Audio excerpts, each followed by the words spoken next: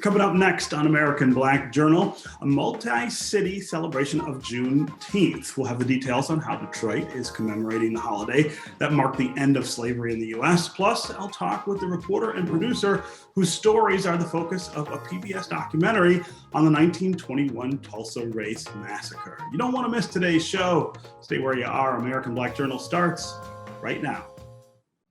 From Delta Faucets to Behr Paint, Masco Corporation is proud to deliver products that enhance the way consumers all over the world experience and enjoy their living spaces. Masco, serving Michigan communities since 1929. Support also provided by the Cynthia and Etzel Ford Fund for Journalism at Detroit Public TV. The DTE Foundation proudly supports 50 years of American Black Journal in covering African American history, culture, and politics. The DTE Foundation and American Black Journal, partners in presenting African American perspectives about our communities and in our world. Also brought to you by AAA, Nissan Foundation, Ally, Impact at Home, UAW Solidarity Forever, and viewers like you. Thank you.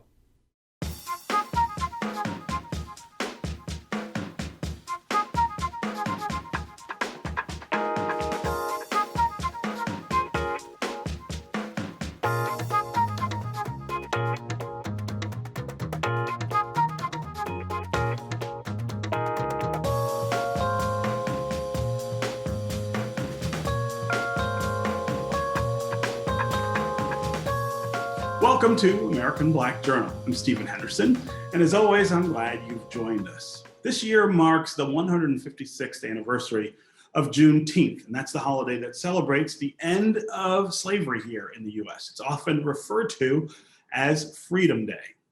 Several activities are planned to commemorate June 19th. The Charles H. Wright Museum of African American History is heading up a 3-day series of virtual and in-person events here in Detroit. And that's part of a multi-city celebration that's led by Black museums and historical institutions all over the country. I got all of the details on the Juneteenth Jubilee Freedom Weekend from the Wright Museum CEO, Neil Barclay.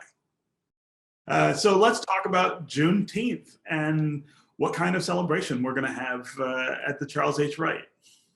Yeah, it's going to actually be really incredible. We joined with a couple of our corporate sponsors, Chase and T-Mobile, and 10 other museums around the country to kind of create this, nationwide celebration of Juneteenth, which will, air on the 19th, actually, around the noon hour.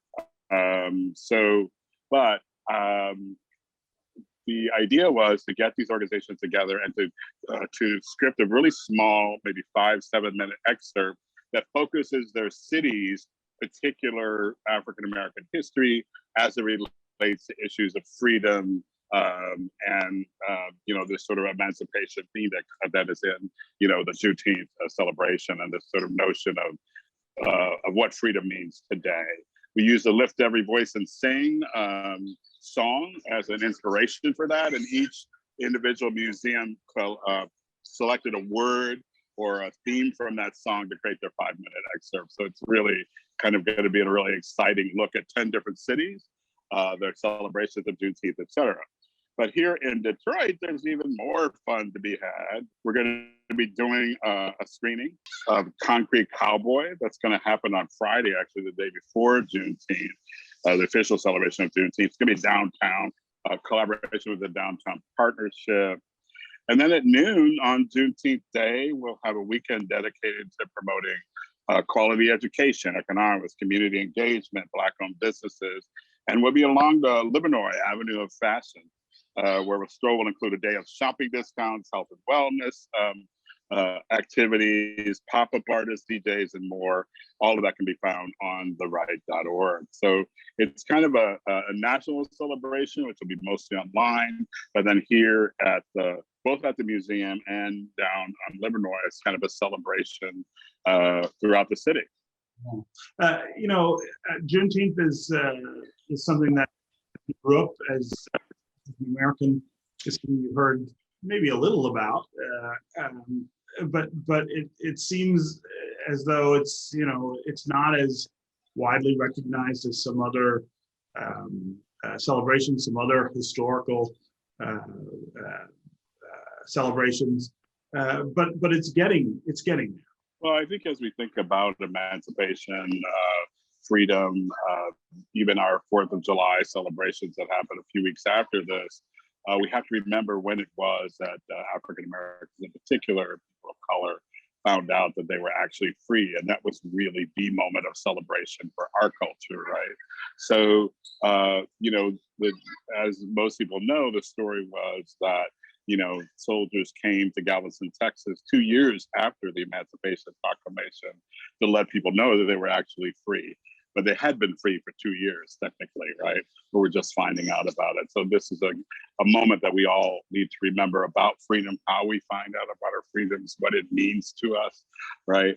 It's a great moment of reflection at that moment in history, at that time in history. Yeah. So it is becoming a bigger deal. I think it's why we wanted to get other museums involved in this celebration, right? And we hope to grow it every year so there are more and more and more participants. Talk about some of the things that would be common among the other museums and what kind of other museums are participating. Yeah, there'll be everything from musical celebrations, panels, kind of symposia, talks, conversations, things like that. We'll be doing some of that at the museum itself on the 19th as well. And those will be common themes, I think, throughout what everyone is doing. The Juneteenth, of course, letting people know what the actual day is about in terms of really talking about that moment in history in Galveston and how that then, kind of permeated throughout the African American culture at the time. And what are the kinds of other museums? The right is such an unusual thing for us to have here in Detroit. Most people don't have a museum of African American history, so participating. Yeah, I was just looking at the list earlier. It's like the American Black Holocaust Museum in Milwaukee, the Armistead Research Center in New Orleans, the August Wilson Center in Pittsburgh, which I'm the founding director of, actually, the California African American Museum in Los Angeles, the Wright, the Harvey Gantt in Charlotte, the historic Mitchell Freedom Park in Hilton Head, the National Civil Rights Museum in Memphis, the Underground Railroad Freedom Center in Cincinnati, and the Northwest African American Museum in Seattle. So really a good cross-section of museums are participating. Yeah. So we haven't talked much since the very beginning, I think, of the pandemic was maybe the last time I caught up. I wonder if you can catch us up on the things that have changed maybe because of the pandemic. And I guess what you're looking forward to is, the world starts to open back up. What can we look forward to at the right? Yeah, I mean, we're really kind of excited about the future for the ride, what's coming up. We used the time to do some planning, some introspection, to think about how we were structured, the kinds of things we wanted to do moving forward, get our house in order. We were named post-pandemic as one of America's cultural treasures by the Ford Foundation. That put us in August company, actually, of 20 institutions around the country. It did come with a 7-figure gift. So that was exciting. It allows us to really think broadly about the role of the right and organizations like it in the future. So it's a really good time for us. We're going to be unveiling all of our fall programs at once later this summer, probably around the African World Festival, which does return in hybrid format to the Wright Museum and around the museum, in addition to around the country. Around the city, in a virtual format as well. So those are exciting developments. And we're just really excited about what's happening. And we're looking forward to sharing it with folks in the weeks and months to come. This year, we're also marking the 100th anniversary of the 1921 Tulsa Race Massacre. Hundreds of African Americans were killed, and homes, schools, churches, and businesses were destroyed by a white mob in Tulsa, Oklahoma's Black community of Greenwood. The violence decimated the area's thriving business district, which is often referred to as Black Wall Street. This painful chapter in Black history is the subject of a PBS documentary titled Tulsa, The Fire and the Forgotten. One of the film's producers is Washington Post reporter and Oklahoma native Deneen Brown, whose stories on Tulsa are the focus of the film. Here's a brief look at the documentary, followed by my conversation with Deneen. This was one of the worst incidents of racial violence in U.S. history. An unruly white mob destroyed part of this city, which was the Black community. They had just gained their freedom. They're just getting a foothold and building something for themselves and for their futures. And within 2 days, in the most horrific way, everything that they hoped for was gone. You have people a generation out of slavery who built something that no one else could have done. African Americans in Tulsa, Oklahoma should have those same banners above their hotels, above their barbershops that say since the 19-teens, and yet they don't. We know that no white person was ever held accountable for any offense relative to that. There was government-sanctioned torture and terrorism. That's the history of Tulsa, going back to the 1921 massacre.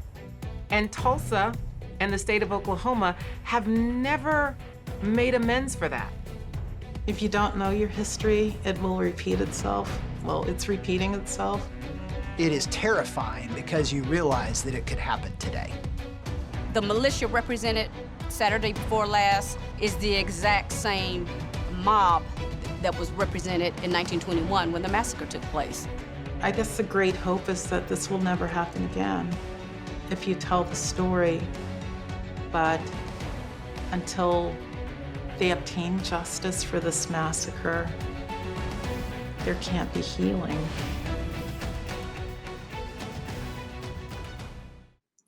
Deneen Brown, welcome to American Black Journal. Thank you so much. It's great to be here. So I want to start with just the idea of the attention that the Tulsa Massacre is now getting.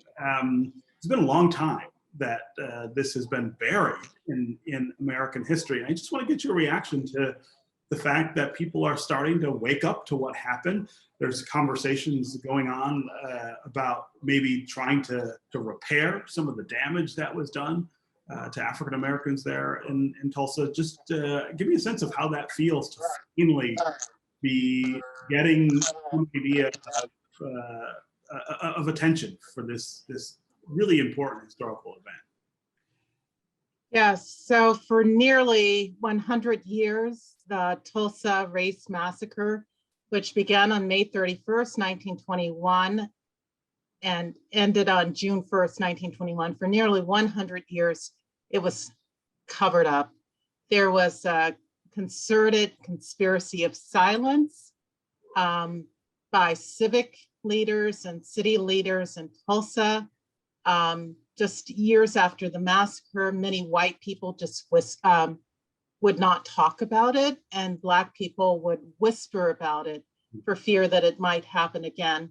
The Tulsa Race Massacre, as you know, is one of the worst single incidents of racial violence committed against Black people in US history.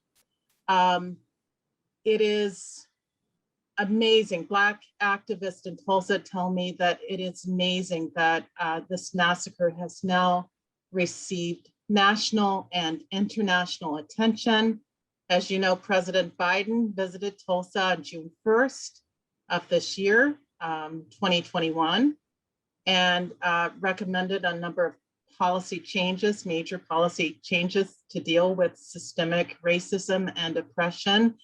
But many of the community activists and the survivors, there are 3 survivors of this massacre who are 107, 106, and 100 years old, were sitting on the edge of their seats, wondering whether the president might mention the word reparations.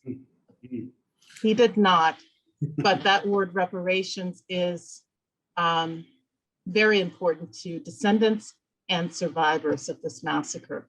Yeah. When we when we talk about this kind of thing and how important it was in history, I mean, there are two things that really happen here. One is the massacre itself, which is bad enough. But you've also got this incredible destruction of a vibrant African-American economic community. Talk about what that has meant and what that looks like 100 years later in places like Tulsa. Okay, so as you know, many of your listeners may know, Greenwood, this all-Black community in North Tulsa, on May 30th, 1921, was this prosperous, one of the most prosperous Black communities, in fact, one of the most prosperous communities in the entire country. It had a population of about 10,000 people. It had luxury shops. It had 21 restaurants. It had 30 grocery stores. It had a Black-owned hospital, a Black-owned library. It had a savings and loan. There were several millionaires, luxury hotels. There was a Black man who owned 6 private airplanes. And there were Black people with oil wells. So when Booker T. Washington, the great philosopher and intellectual, visited Greenwood, he called it Negro Wall Street to describe the prosperity there. And of course, now we call it Black Wall Street, but it was a wealthy, self-contained community of Black people where the dollar circulated 9-10 times before it left the community.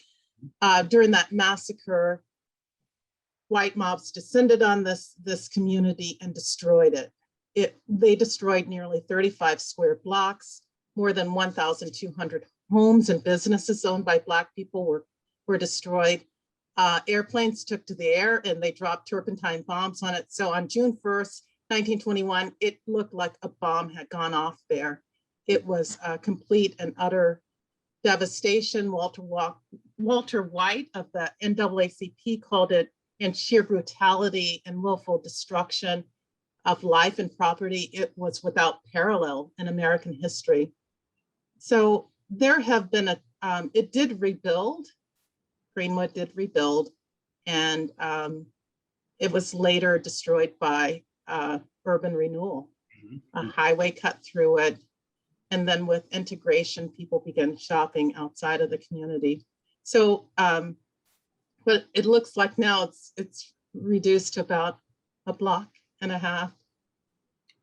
Wow.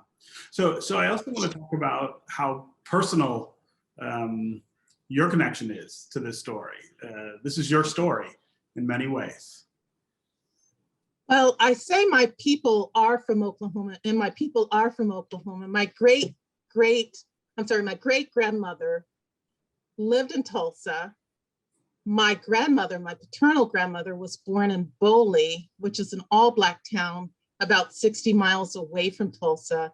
Many listeners may know that Oklahoma had a great number of all-Black towns. So my grandmother was born in Boley. My dad lives in Tulsa now, which is where he built his church. And it was on a visit to my dad in 2018. I said to my dad, let's go have lunch on Black Wall Street. And we were having lunch at a soul food cafe. I noticed that Black Wall Street was being gentrified. There was a minor league baseball stadium, a yoga studio, a gleaming luxury apartment complex.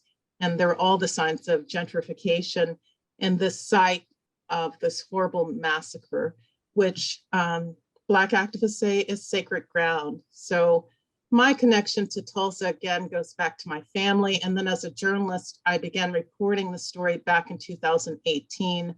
I wrote my first story about the Tulsa Race Massacre. It landed on the front page of the Washington Post in September 2018. And 2 days later, the mayor of Tulsa was at a community meeting where he was talking about development in North Tulsa. And that's when Reverend Turner, who was pastor of Vernon AME Church, stood up. He held a copy of my story and he said to the mayor, "You would not have this land to develop had there not been a massacre. What will you do about it?" And it was during that meeting that the mayor announced that he would reopen a search for mass graves, which the city found in October 2020. And just yesterday, they found in the pit more than 25 coffins. And just yesterday, this is breaking news, they began exhuming the remains, where they will take the remains to a lab for testing, and a forensic anthropologist will examine the remains for any signs of trauma, any gunshot wounds, or any charring or burning that might indicate that these remains are connected to the massacre of 1921. Wow. I mean, it's just incredible, the kind of pain that gets recalled when you think about the things that we're doing now. They're necessary. We've got to be able to front these things much more actively in American life. But I can't imagine being a resident there in Tulsa and watching this literally come back up out of the ground. It is a very emotional time for many of the descendants and survivors as the city searches for these mass graves in the city, and as the country, I guess, comes to terms with its history that includes complete, utter destruction of Black communities, barbaric violence that was committed against Black people. And only now are many people learning about these massacres and lynchings that occurred in cities across this country. Your listeners may know that much of this oppressive history was whitewashed out of textbooks. So many people didn't know about it, and very smart people didn't know about the Tulsa Race Massacre until Watchmen aired just last year, starring Regina King. And it opened with a scene recreating the Tulsa Race Massacre, when airplanes are dropping bombs and white mobs are shooting at Black people indiscriminately. Regina King tweeted that a number of people wrote the show and asked whether this was real. And she actually tweeted out one of my stories saying, yes, it was real. It happened. It wasn't fiction. You know, it wasn't a chapter in a book. It really happened to Black people, not only in Tulsa, but it happened in Washington, D.C., Chicago, East St. Louis, Illinois, Omaha, Nebraska. One of the worst massacres occurred in Elaine, Arkansas during the summer of 1919, which James Weldon Johnson called Red Summer. So National Geographic is releasing a film on June 18th called Rise Again, Tulsa and Red Summer. And it'll feature my reporting, but we examined the massacres that occurred during Red Summer that led to the 1921 Tulsa Race Massacre. You can check out that entire documentary, Tulsa, the Fire and the Forgotten, at pbs.org. That's going to do it for us this week. Thanks for watching. You can get more information about our guests at AmericanBlackJournal.org. And as always, you can connect with us on Facebook and on Twitter. We'll see you next time.